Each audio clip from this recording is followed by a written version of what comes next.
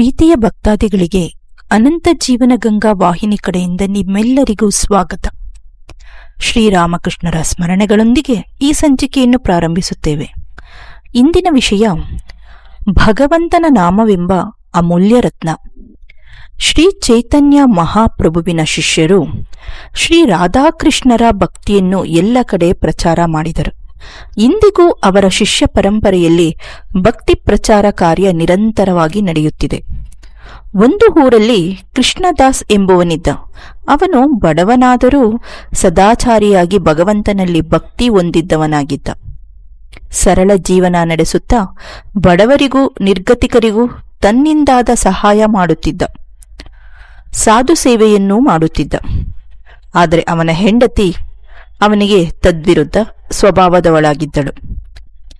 ಪ್ರಾಪಂಚಿಕ ಸುಖ ಭೋಗದ ಜೀವನದಲ್ಲಿ ಆಸಕ್ತಿ ಹೊಂದಿದ್ದ ಅವಳು ಅತಿಹಾಸೆಯವಳೂ ಆಗಿದ್ದಳು.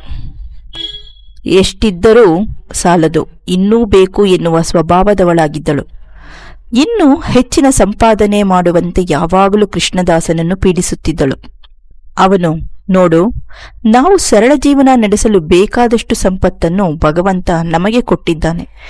ಇನ್ನು ಹೆಚ್ಚಿನದಕ್ಕೆ ಆಸೆ ಪಡಬೇಡ ಎಂದು ಎಷ್ಟು ಸಲ ತಿಳಿ ಹೇಳಿದರೂ ಅವಳು ಕಿವಿಗೆ ಹಾಕಿಕೊಳ್ಳದೆ ಮತ್ತೆ ಮತ್ತೆ ಹಣಕ್ಕಾಗಿ ಪೀಡಿಸುತ್ತಿದ್ದಳು. ಇದರಿಂದ ಕೃಷ್ಣದಾಸನಿಗೆ ಬಹಳ ಬೇಸರವಾಗುತ್ತಿತ್ತು. ಒಮ್ಮೆ ಆ ಊರಿಗೆ ಸಾಧುಗಳೊಬ್ಬರು ಬಂದಿದ್ದರು. ಊರಿನ ಜನರೆಲ್ಲರೂ ಗುಂಪು ಗುಂಪಾಗಿ ಅವರ ದರ್ಶನ ಮಾಡಲು ಹೋಗುತ್ತಿದ್ದರು. ಅವರು ಬಹಳವಾಗಿ ಯೋಗ ಸಿದ್ಧಿಗಳನ್ನು ಪಡೆದಿರುವರೆಂದು ಜನ ಮಾತನಾಡಿಕೊಳ್ಳುತ್ತಿದ್ದರು. ಈ ವಿಚಾರಗಳು ಕೃಷ್ಣದಾಸನ ಹೆಂಡತಿಗೂ ತಿಳಿದು ಬಂದಿತು. ಅವಳು ತನ್ನ ಗಂಡನನ್ನು ನೋಡಿ, ನಮ್ಮ ಊರಿಗೆ ಸಾಧುಗಳೊಬ್ಬರು ಬಂದಿರುವರಂತೆ. ಅವರ ಮಹಿಮೆಗಳ ಬಗ್ಗೆ ಜನ ಮಾತನಾಡಿಕೊಳ್ಳುತ್ತಿದ್ದಾರೆ. ಅವರು ಯೋಗ ಶಕ್ತಿ ಹೊಂದಿರುವರಂತೆ. ನೀವು ಅವರಲ್ಲಿಗೆ ಹೋಗಿ ನಮಗೆ ಹೆಚ್ಚಿನ ವರಮಾನ ಆಗುವಂತೆ ಕೇಳಿಕೊಳ್ಳಬಾರದೇಕೆ ಎಂದಳು. ಸಾಧುಗಳನ್ನು ಆತ್ಮೋನ್ನತಿಯ ದಾರಿ ತೋರಿಸಿ ಎಂದು ಪ್ರಾರ್ಥಿಸುವುದು ಬಿಟ್ಟು ಆರ್ಥಿಕ ಉನ್ನತಿಗೆ ದಾರಿ ಹೇಳಿ ಎಂದು ಕೇಳಿಕೊಳ್ಳುವುದು ಅನುಚಿತವೆಂದು ಅವನು ಹೆಂಡತಿಗೆ ಬುದ್ಧಿ ಹೇಳಿದ. ಆದರೆ ಹಣದಾಸೆ ಎಂಬ ಪಿಶಾಚಿ ಮೆಟ್ಟಿಕೊಂಡಿದ್ದ ಅವಳು ಅವನ ಮಾತುಗಳನ್ನು ಬದಿಗೊತ್ತಿ ಮತ್ತೊಂದು ಸಲಹೆ ನೀಡಿದಳು. ನೀವು ಸಾಧುಗಳ ಹತ್ತಿರ ಹೋಗಿ ಕಬ್ಬಿಣವನ್ನು ಚಿನ್ನವಾಗಿಸುವ ಸ್ಪರ್ಶಮಣಿಯನ್ನು ಕೇಳಿ ಪಡೆದುಕೊಂಡರೆ ನಮ್ಮ ಕಷ್ಟಗಳೆಲ್ಲ ದೂರವಾಗುವುದು. ತನಗಿಷ್ಟವಿಲ್ಲದಿದ್ದರೂ ಹೆಂಡತಿಯ ಒತ್ತಾಯಕ್ಕೆ ಮಣಿದು ಕೃಷ್ಣದಾಸ ಸಾಧುಗಳನ್ನು ದರ್ಶನ ಮಾಡಲು ಹೊರಟ. ಅಲ್ಲಿ ಭಕ್ತರು ನೆರೆದಿದ್ದರು. ಶ್ರೀಕೃಷ್ಣನ ಅನುಗ್ರಹ ಶಕ್ತಿಯಾದ ರಾಧೆ ಶುದ್ಧ ಭಕ್ತಿಯ ಪ್ರತೀಕ ಎಂಬುದಾಗಿ ಸಾಧುಗಳು ಹೇಳುತ್ತಿದ್ದರು. ಕೃಷ್ಣದಾಸ ಅಲ್ಲಿ ಕುಳಿತುಕೊಂಡ. ನೆರೆದ ಭಕ್ತರು ಒಬ್ಬೊಬ್ಬರಾಗಿ ಸಾಧುಗಳಿಗೆ ಪ್ರಣಾಮ ಮಾಡಿ ಹೊರಟರು. ಕೃಷ್ಣದಾಸ ಒಬ್ಬನೇ ಅಲ್ಲಿ ಕುಳಿತಿದ್ದ. ಹೆಂಡತಿಯು ಹೇಳಿದ್ದನ್ನು ಕೇಳಿ ಸಂಕೋಚ ಅವನಿಗೆ. ಸಾಧುಗಳು ಅವನನ್ನು ನೋಡಿ, ನಿನ್ನ ಮನಸ್ಸಿನಲ್ಲಿ ಏನೋ ಗೊಂದಲವಿದೆ, ನೀನೇನೋ ಕೇಳಬೇಕೆಂದು ಬಂದಿರುವೆ, ಸಂಕೋಚವಿಲ್ಲದೆ ನಿನ್ನ ಪ್ರಶ್ನೆಯನ್ನು ಕೇಳಬಹುದು ಎಂದರು. ಕೃಷ್ಣದಾಸ, ಸ್ವಾಮಿ, ನೀವು ಯೋಗ ಸಿದ್ಧಿಗಳನ್ನು ಪಡೆದಿರುವಿರೆಂದು, ಅದರಿಂದ ನೀವು ಏನು ಬೇಕಾದರೂ ಮಾಡಬಲ್ಲವರಾಗಿರುವಿರೆಂದು ನನ್ನ ಹೆಂಡತಿ ಹೇಳುತ್ತಾಳೆ. ನಾವು ಬಡವರು, ಕಬ್ಬಿಣವನ್ನು ಚಿನ್ನವಾಗಿಸುವ ಸ್ಪರ್ಶ ಮಣಿಯೂ ಸಿಕ್ಕಿದರೆ ನಮ್ಮ ಬಡತನ ನೀಗಿಸಿಕೊಳ್ಳಬಹುದೆಂದು ಅವಳು ಹೇಳುತ್ತಾಳೆ. ಅದಕ್ಕಾಗಿ ನಿಮ್ಮನ್ನು ಪ್ರಾರ್ಥಿಸಲು ಬಂದಿದ್ದೇನೆ ಎಂದು ಬಹಳ ಸಂಕೋಚದಿಂದ ಹೇಳಿದನು. ಸಾಧುಗಳು, ಓ, ಇಷ್ಟೇ ತಾನೆ? ನೀನು ಕೇಳಿದ ಆ ಸ್ಪರ್ಶಮಣಿಯನ್ನು ನಿನ್ನೆ ತಾನೇ ನಾನು ಈ ಊರಿನ ಗಡಿಯಲ್ಲಿರುವ ಕಾಲುವೆಗೆ ಬಿಸಾಕಿದೆ. ನೀನು ಅಲ್ಲಿಗೆ ಹೋಗಿ ಹುಡುಕಿದರೆ ಅದನ್ನು ಪಡೆಯಬಹುದು ಎಂದರು. ಕೃಷ್ಣದಾಸ ಕಾಲುವೆಯ ಹತ್ತಿರ ಹೋದನು. ಬಹಳ ಹೊತ್ತು ಹುಡುಕಾಡಿದ ಮೇಲೆ ಪಳಪಳ ಹೊಳೆಯುವ ನುಣ್ಣಗೆ ದುಂಡಗಿದ್ದ ಒಂದು ಕಲ್ಲು ಕಾಣಿಸಿತು. ಅವನಿಗೆ ಬಹಳ ಸಂತೋಷವಾಯಿತು.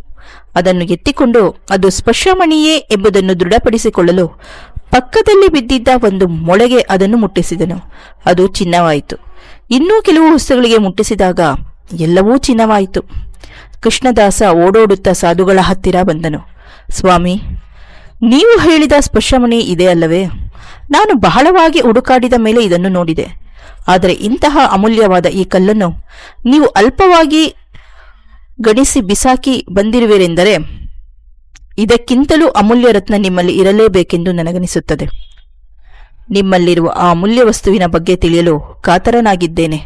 ದಯವಿಟ್ಟು ನನಗೆ ಅದನ್ನು ತಿಳಿಸಿ ಎಂದು ವಿನಮ್ರವಾಗಿ ಪ್ರಾರ್ಥಿಸಿದನು. ಸಾಧುವು, ಗೆಳೆಯ, ನೀನು ಅನುಮಾನಿಸಿದ್ದು ಸರಿಯಾಗಿದೆ. ಈ ಸ್ಪರ್ಶಮಣಿಗಿಂತಲೂ ಸಹಸ್ರಾರು ಪಟ್ಟು ಬೆಲೆ ಬಾಳುವ ವಸ್ತು ಒಂದಿದೆ. ಅದುವೇ ಭಗವಂತನ ನಾಮ. ಭಗವಂತನ ನಾಮ ಒಂದೇ ಅತ್ಯಮೂಲ್ಯವಾದುದು. ಅದನ್ನು ನಿನಗೂ ಕೊಡಲು ನಾನು ಸಿದ್ಧನಿದ್ದೇನೆ. ಈ ಮಣಿಯನ್ನು ನಿನ್ನ ಹೆಂಡತಿಗೆ ಕೊಟ್ಟು ಬಾ.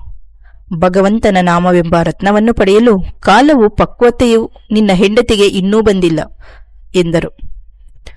ಕೃಷ್ಣದಾಸ ಸಾಧು ಹೇಳಿದಂತೆ ಮನೆಗೆ ಹೋಗಿ ಆ ಮಣಿಯನ್ನು ತನ್ನ ಹೆಂಡತಿಗೆ ಕೊಟ್ಟನು.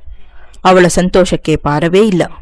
ಮನೆಯಲ್ಲಿದ್ದ ಹಳೆಯ ಕಬ್ಬಿಣ ತುಂಡುಗಳಿಗೆ ಅದನ್ನು ಮುಟ್ಟಿಸಿದಳು. ಎಲ್ಲವೂ ಚಿನ್ನವಾಯಿತು. ಇನ್ನು ಬಡತನ ತೊಲಗಿತು ಎಂದು ಪರಮಾನಂದ ಪಟ್ಟಳು. ಪ್ರಾಪಂಚಿಕ ಸುಖ ಭೋಗಗಳೊಂದಿಗೆ ತನ್ನ ಹೆಂಡತಿಯನ್ನು ತ್ಯಜಿಸಿದ ಕೃಷ್ಣದಾಸನು ಸಾಧುಗಳ ಹತ್ತಿರ ಬಂದನು. ಸುಖ ಭೋಗಗಳನ್ನು ತ್ಯಜಿಸಿ ಭಗವಂತನ ನಾಮನ್ನರಿಸಿ ಬಂದ ಅವನಿಗೆ ಸಾಧು ಬಹಳ ಪ್ರೀತಿಯಿಂದ ಮಂತ್ರದೀಕ್ಷೆ ನೀಡಿ ಅನುಗ್ರಹಿಸಿದನು. ಕೃಷ್ಣದಾಸನು ನಿರಂತರವಾಗಿ ಶ್ರದ್ಧಾಭಕ್ತಿಗಳಿಂದ ನಾಮಜಪ ಮಾಡಿದನು. ಸಕಾಲದಲ್ಲಿ ಅವನು ಭಗವಂತನ ದರ್ಶನವನ್ನು ಪಡೆದನು. ಕೊನೆಯಲ್ಲಿ ಭವಬಂಧನಗಳಿಂದ ಬಿಡುಗಡೆ ಹೊಂದಿ ನದಿಯು ಸಾಗರವನ್ನು ಸೇರುವಂತೆ ಭಗವಂತನನ್ನು ಸೇರಿ ಮುಕ್ತಿ ಹೊಂದಿದನು. ಜೀವನದಲ್ಲಿ ಎಷ್ಟೇ ಇದ್ದರೂ ಭಗವಂತನೊಬ್ಬನೇ ಸತ್ಯ ಎಂಬುದು ಈ ಕಥೆಯ ಸಾರಾಂಶ. ಪ್ರೀತಿಯ ಭಕ್ತಾದಿಗಳೇ, ನಿಮಗೆ ಈ ವಿಚಾರ ಇಷ್ಟವಾಗಿದೆ ಎಂದು ಭಾವಿಸುತ್ತಾ ಶ್ರೀರಾಮಕೃಷ್ಣರನ್ನು ಸ್ಮರಿಸುತ್ತಾ ಈ ಸಂಚಿಕೆಯನ್ನು ಮುಗಿಸುತ್ತಿದ್ದೇವೆ. ಮತ್ತೆ ಮುಂದಿನ ಸಂಚಿಕೆಯಲ್ಲಿ ಮತ್ತೊಂದು ವಿಷಯವಾಗಿ ನಿಮ್ಮ ಮುಂದೆ ಪ್ರಸ್ತಾಪಿಸಲು ಆಶಿಸುತ್ತೇವೆ. ಜೈ ಶ್ರೀರಾಮಕೃಷ್ಣ.